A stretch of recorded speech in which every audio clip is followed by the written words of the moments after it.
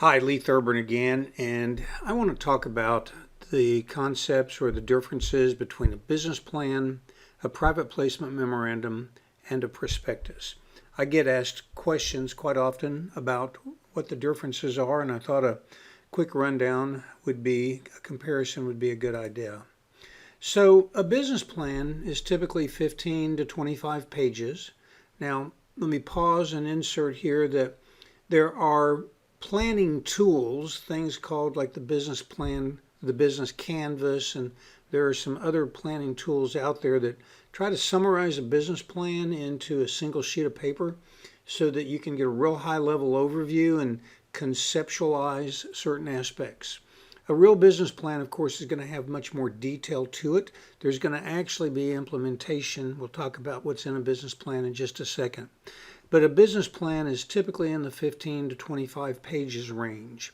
The main purpose is to prove to the principals, the entrepreneurs actually executing the business, and a close, small circle of friends and family that are likely to be investors, that they've thought out the business well enough to be able to justify proceeding.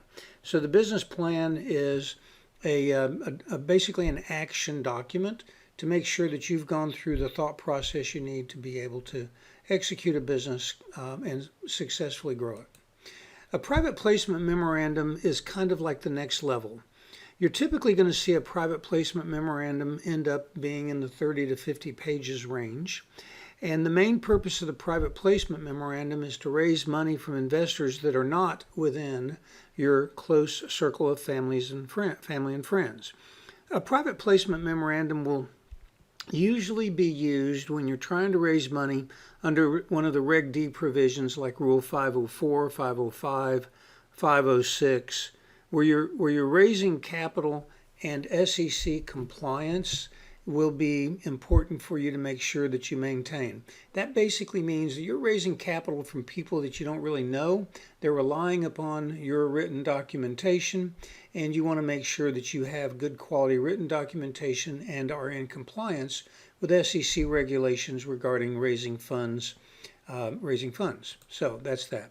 Now, a prospectus is a little bit different. Take the concept of a private placement to yet a little higher level.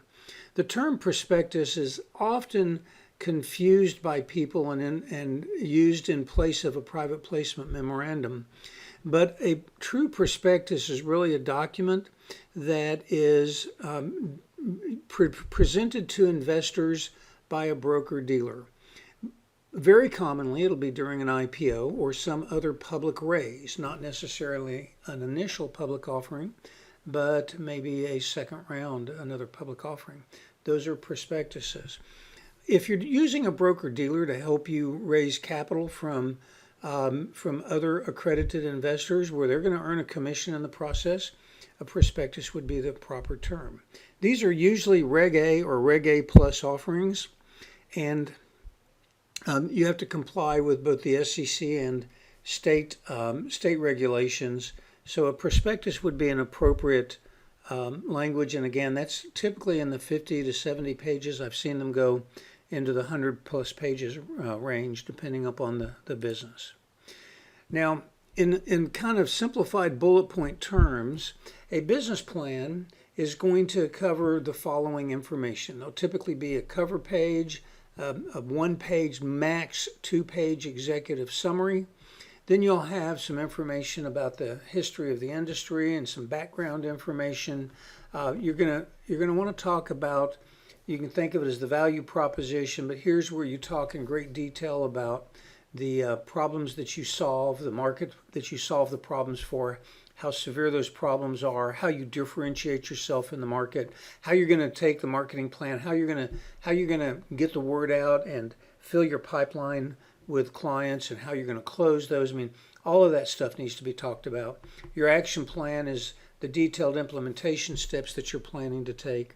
And then, of course, you're going to have financial projections, and you're going to have both the assumptions related to the spreadsheet and then the spreadsheet. And the spreadsheet is going to really help you understand over the course of the next few months or a couple of years what your cash flow needs are going to be, so that you have the ability to reasonably predict how much capital you're going to need. All of that is in a typical business plan. Now, when you take it to the next level to a private placement memorandum, you have all the same stuff that's in a business plan, but you're also going to have more information.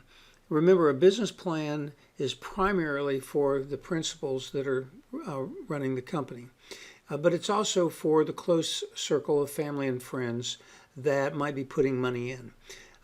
When you do a private placement memorandum, you're going to want to cover additional information. You're going to want to talk about the terms of the offering, which generally speaking means the amount of stock that you're offering and the amount of money that you're requesting. You're going to want to show a chart or a spreadsheet that shows what the current capital structure looks like, what the new investors will get, and what the resulting after offering capital structure will look like. You'll have the particulars of the offering along with the risk factors. And the risk factors section needs to be extremely detailed. Every single risk that you can think of, you need to put into that. Now, since a private placement memorandum is usually delivered directly to the potential investor, you want to make it real easy for them to simply sign some documents, give you a check, and get started. So you'll typically include a shareholder agreement and a subscription agreement in the private placement memorandum. So basically it's a self-contained document that you can give to somebody and they can read it. Probably going to call you and ask some questions, but after they've satisfied their questions and decided, they can simply sign the documents and arrange to get them back to you along with a check, and they can get started as an investor. A prospectus is generally under Regulation A or Regulation A+, and it has everything that's in the private placement, but it's more detailed. You'll continue to have the terms of the offering, the regular disclosures, that are required by the regulatory, by the SEC. You're going to go into great detail on the management team. You're going to, again, make sure that you cover the risk factors, and if it's possible to be even yet more detailed, expand upon the risk factors. If there is a broker-dealer arrangement where the broker-dealer is going to be receiving a commission of some sort for helping you to raise the capital, you're going to need to have a broker-dealer relationship disclosure section. You're going to have sample shareholder agreements if you're going to impose shareholder agreements on your shareholders. And then you're going to have subscription procedures, instructions on how the investor or investor group can go about signing up and buying shares. So it's a little bit more legal. It's a little bit more detailed document. It's a longer document. So there you go. That's the difference between a business plan, a private placement memorandum, and a prospectus. Hope that helps you understand.